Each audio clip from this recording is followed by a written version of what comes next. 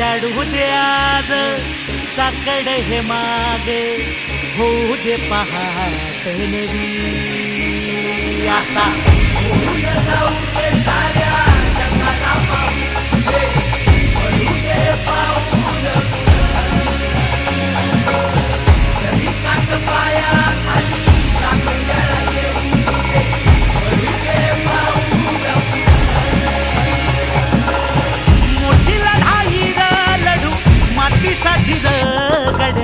मनगटाच जोर लावून